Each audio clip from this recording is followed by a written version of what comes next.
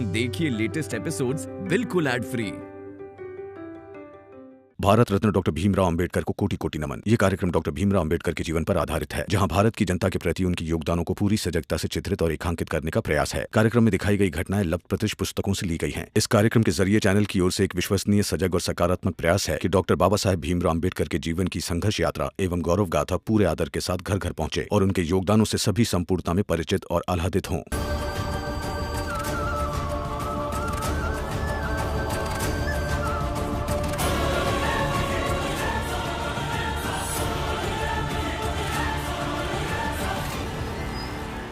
ये सही नहीं है रमा, ये सही नहीं है। अब चलिए अंदर, चलिए चलिए। आनंद, आनंद,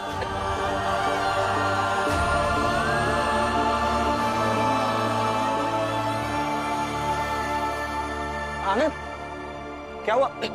आनंद,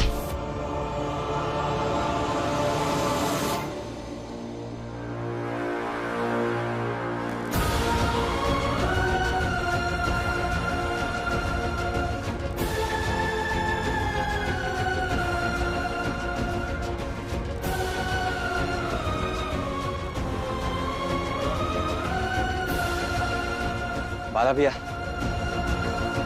ये गिलास उठाइए और दीजिए।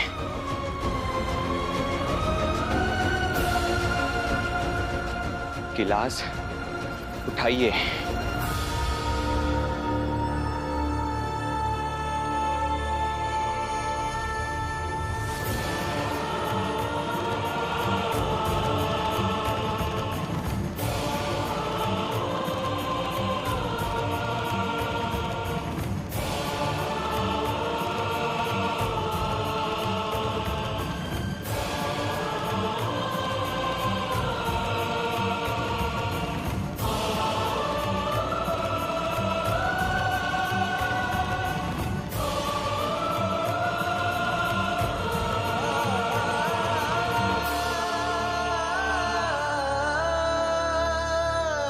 अक्सर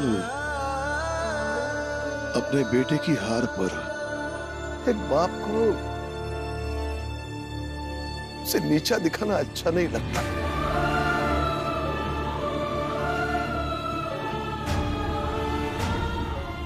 लेकिन जब बेटा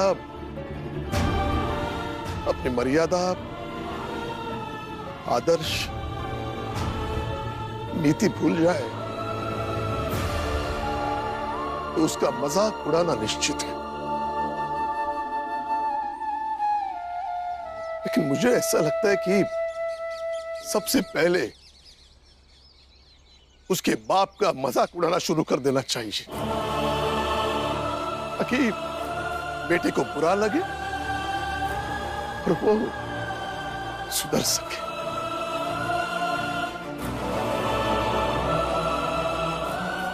बधाई हो आनंद, बधाई हो।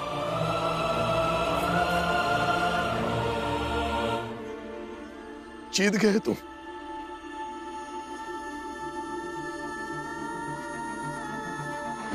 नहीं, तुम दोनों जीत गए। अरे बाप हार गया।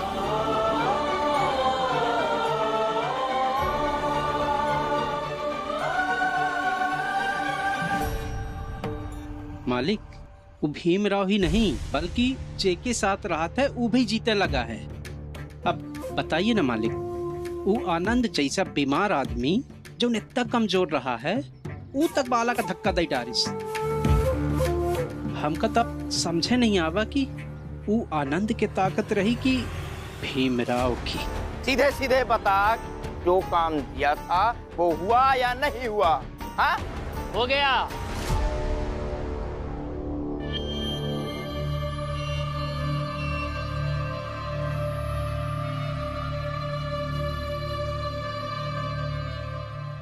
नरोत्तम, ये बड़ा काबिल हथियार हाथ लगा है। वैसे तो भीमराव कई बार बच चुका है, लेकिन जब वार उसके खुद के भाई बाला से करेंगे तो कैसे बचेगा वो? प्रणाम मालिक। प्रणाम मालिक। बाला, स्वागत है हमारे पास। इतने भी खुश मत होइए जोशी जी। मैं आपके पास भीम के खिलाफ होने नहीं आया। मुझे आपकी मदद चाहिए ताकि मैं भीम ने जो मुझे चुनौती दी है वो जीत सकूं और अपनी पत्नी को उस चाल से वापस ले जा सकूं। और हितेश काका ने कहा कि इसमें आप मेरी मदद कर सकते हैं, सिर्फ इसीलिए आया हूं और कुछ भी मत समझिएगा। मैं पहले भी कई बार आपसे कह चुका हूं और आज फिर से एक बार कह रहा हूं कि मैं भीम के खिलाफ आपकी कोई मदद नहीं करूंगा। बाला, हवा से उतर जमीन पर आ जा।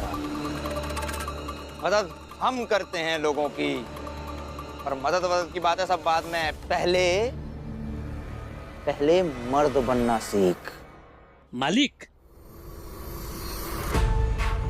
बाला उस घर में सबसे बड़ा मर्द है। अच्छा, तभी तो भीम से टक्कर ले रहा है। और अपनी पत्नी को पत्नी की तरह रख रहा है। और ऐसे ही रहे, इसके लिए लड़ाई लड़ रहा है। ये तो बहुत अच्छी बात है।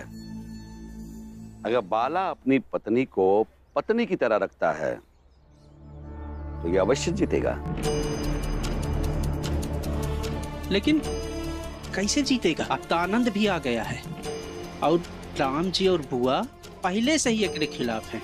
और वो जीजा भाई, उसकी तो कहानी अलग चल रही है। ये बेचारा बाला अकेला रह गया। हम लोग तो इसके साथ हैं, लेकिन हमेशा तो नहीं रह सकते। इसलिए बस मालिक, अब आप ही बताइए कि ये बाला कैसे लड़े। लड़ेगा और जीतेगा भी। बाला, निश्चिंत रहो, अब हम तुम्हारा मार्गदर्शन करेंगे। देखिए भाभी, आपको मजबूत बनना होगा, पत्नी होने के महत्व को समझना होगा, अपनी ताकत जाननी होगी। आज से अपने हक को, अपने महत्व को समझना होगा। अब तुम अपने हक, अपने महत्व को पहले से ज्यादा समझो। पहले से ज्यादा अपने पत्नी से कठोरता से बातें करनी होंगी। अपनी पत्नी को उसकी सीमा याद दिलाते रहनी होगी। एक बात याद रखो बाला, तुम पर हमला तेज होगा, और जब हमला तेज हो जाए ना तो बचाव का केवल एक ही तरीका होता है, खुद आक्रामक हो जाना। तुम एक काम करो, तुम जाओ और इससे पहले कि वो भीमराव, उसकी पत्नी रमा, तुम्हारी बुआ, राम जी, आनंद, ये सब तुम्हें नीतियां समझाए, पति पत्नी के रिश्तों की गलत व्याख्या करे, तुम आक्रामक होकर उनकी नीतियों को मिटा दो। हालांकि अगर तुमने ये नहीं किया, तुम्हारी सोच भी उनकी तरह हो जाएगी। हमारी तो यही राय है। हाँ भाभी, यही राय है हमारी। बाला भैया के किसी भी सवाल को हम निरुत्तर नहीं रहने देंगे। उनके हर सवाल का जवाब चुन चुन कर देंगे। फिर उन्हें भी पता चलेगा कि हम कमजोर नहीं हैं, क्योंकि अक्सर सवालों के बोझ तले व्यक्ति कमजोर पड़ता है। इसलिए बाला भैया के सामने हमें कमजोर नहीं पड़ना है, और खासकर आपको कमजोर नहीं पड़ना है। हाँ भीम, मैं कमजोर नहीं पड़ूंगी। रमा, जल्दी से खाना बना ले बेटा। आनंद और लक्ष्मी को भूख लगी होगी। नहीं बुआ, रहने दीजिए। मैं आया हूं क्योंकि मुझे अपने पत्नी के साथ इस घर को छोड़कर जाना है, और जब जाना ही है तो खाना क्या खाना। आनंद, तुम्हारी बातों से मुझे ऐसा लग रहा है कि मेरा फैसला तुम्हें सही नहीं लगा।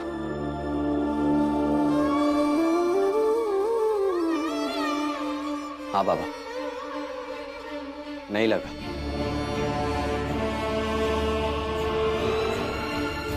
पर कई बार तो ये घर कम और अदालत ज्यादा लगने लगता है।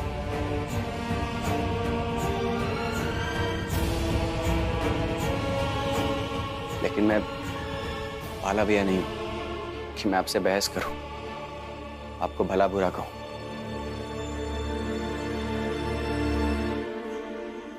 शायद मैं बाला भैया की तरह आपको सिरे से गलत भी नहीं समझता।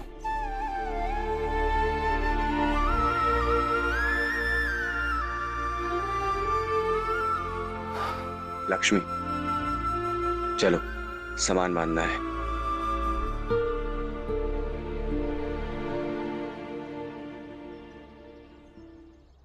देखा बाबा,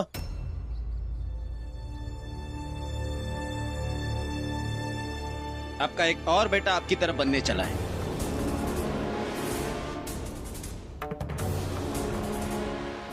बाबा, बाबा आनंद भैया को रोक लीजिए ना, नहीं तो बात खामखा बढ़ जाएगी। उनके तेवर सही नहीं नजर आ रहे हैं। हाँ बाबा, दीदी आपकी भावनाओं को समझ रही है, मगर भैया वो नहीं समझ रहे। रोक लीजिए ना दोनों को। पहले तुम लोग मेरी भावनाओं को समझो। आप अपने बेटे को जाने से रोकेंगे नहीं रोकेंगे, इससे कोई लेना देना नहीं है मुझे। मुझे न्याय कब मिलेगा वो बताइए पहले।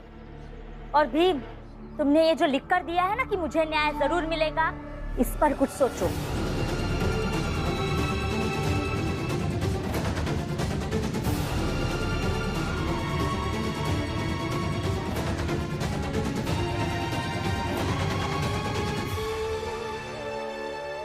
बाबा,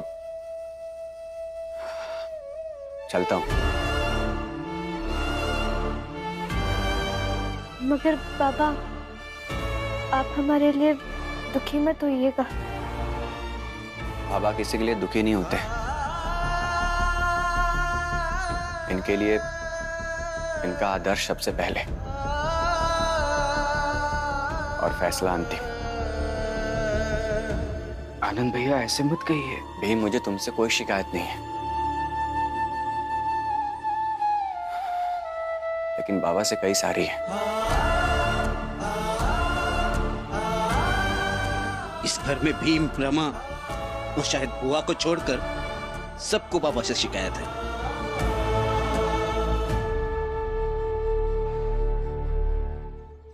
मेरा तो जीवन ही बीत रहा है शिकायत करते रहने में। उम्मीद लगाए बैठी हूँ कभी तो न्याय मिलेगा मुझे, इस परिवार से या फिर कम से कम तुमसे। भीम, चुप करो जीजाबाई, चुप करो।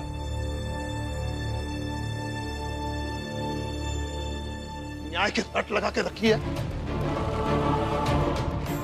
जीजाबाई। तुमने किसी के साथ न्याय किया? पति के साथ, ससुराल के साथ, बच्चों के साथ? तुम जब न्याय मांगती हो ना तो मजाक ज्यादा लगता है, इसलिए अपना मुंह बंद रखो और खुद का मजाक मत बनाओ।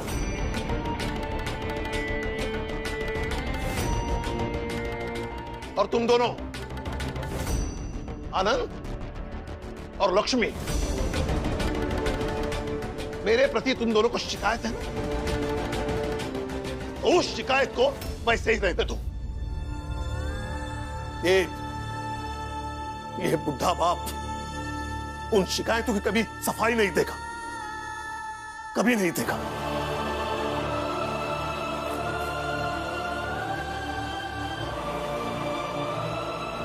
ठीक है बाबा।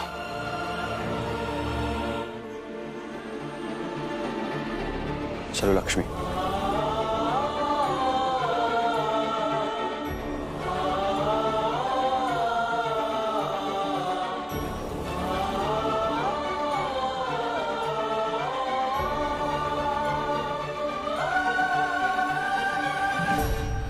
सब अच्छे से भीमराव के घर को देख लो और समझ लो कि जिस घर के लोग पढ़े लिखे होते हैं उस घर की स्थिति कैसी होती है। बात बात पे कुछ ना कुछ कहते हो काका। इसमें पढ़ाई लिखाई की कहाँ से बात आ गई? आ गई ना बेटा, अभी तुम बच्चे हो, नहीं समझोगे। हम सब अनपढ़ हैं, या आसपास के 10-20 साल जाकर के घूम के आ जाओ, सब अनपढ़ हैं। लेकिन अनपढ़ के घर से एक एक करके बेटों को घर छोड़कर जाते हुए कभी देखा है? अरे उधर मुंडी करके देखो, बड़ा बेटा तो सब दिन बाहर ही रहा, छोटे को तो जाते हुए देखे ही थे। अरे और तो और इस घर का जो मुखिया है ना, रिटायर्ड सूबेदार राम जी, वो भी एक बार बहुत दिन तक बाहर रहा है। और अब ये मझला बेटा आनंद और बहू लक्ष्मी, ये भी घर छोड़ के जा रही। देखो तो हितेश भाऊ, ये हिसाब से तो ये पढ़ाई लिखाई तो भयंकर विनाशकारी चीज भाई। हा? अब चाहे भले कौनो पढ़ लिख के 2-4 पैसा कमा ले, जैसे कि भीमराव कहत रहा है, लेकिन जब सब रिश्ता नाता परिवार ही टूट जाए तो वो पैसा से मिलने वाली खुशी से क्या मतलब हवा? आप सबका मतलब अच्छे से समझते हैं। मौका मिला नहीं कि भीम और भीम से जुड़ी चीजों की शिकायत करने लगे। घर छोड़ के जाना और पढ़े लिखे होने के बीच में कोई संबंध नहीं है। और पढ़े लिखे जब अलग होते भी है ना, तो मर्यादा में रह के अलग होते हैं, लड़ झगड़ कर नहीं। और अगर आप लोग पढ़े लिखे होते तो ऐसे एक घर को बिखरता देख ताने नहीं मार रहे होते।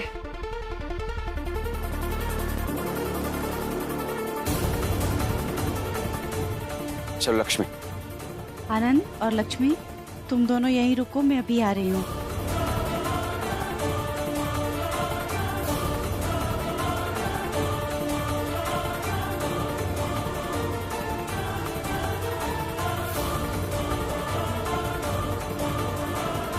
राम जी भाऊ,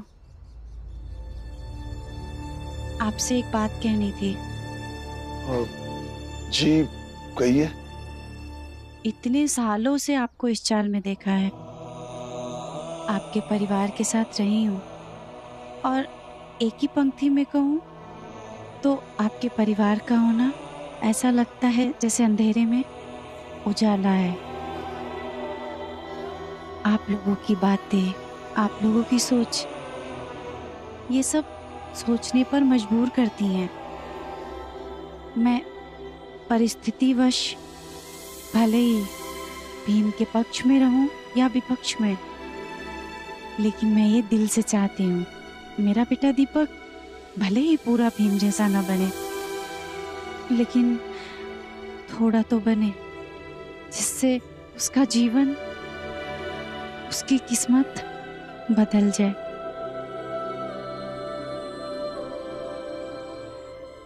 लेकिन बाहर जैसी बातें चल रही हैं, जैसी बातें हो रही हैं, उन्हें सुनकर ये डर लग रहा है कि कहीं मेरा बेटा ये सच ना मानने लगे कि पढ़ाई लिखाई बुरी चीज है।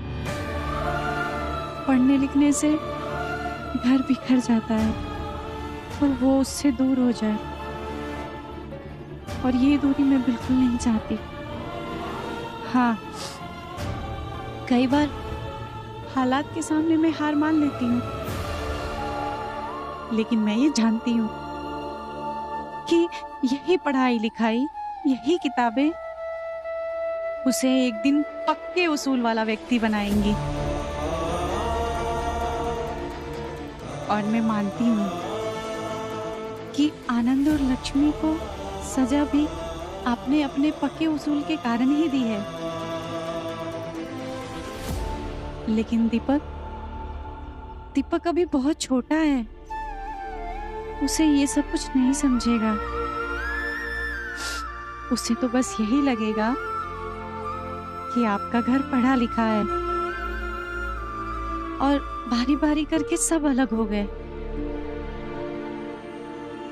राम जी भाऊ, आनंद और लक्ष्मी को रोक लीजिए।